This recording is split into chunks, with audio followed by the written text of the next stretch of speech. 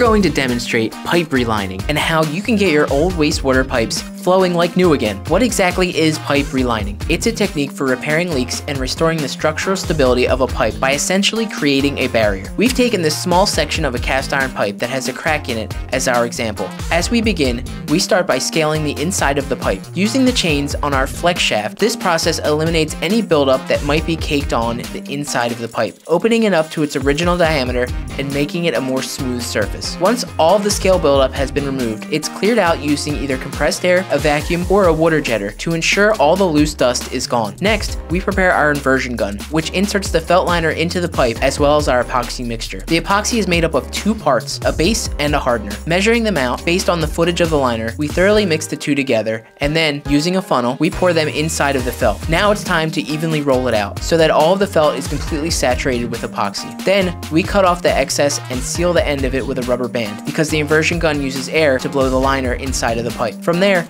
we attach it to one end of the inversion gun, placing a clamp on it to hold it in place, and then we carefully guide it through the pipe. The inversion gun inverts the liner, so at this point the epoxy and felt that goes on the inside is now on the outside, so it can stick to the walls of the pipe. After that, we insert the calibration hose inside the felt and pressurize it. Much like before, it goes through the inversion gun.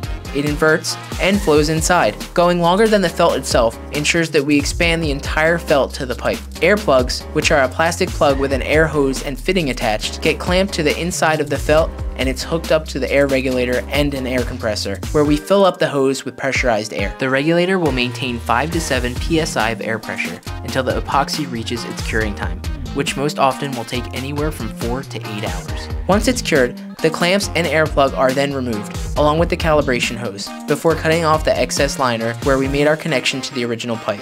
Now, the voids and cracks of that broken pipe are sealed off with a liner, and the pipe is ready for wastewater to flow through it again.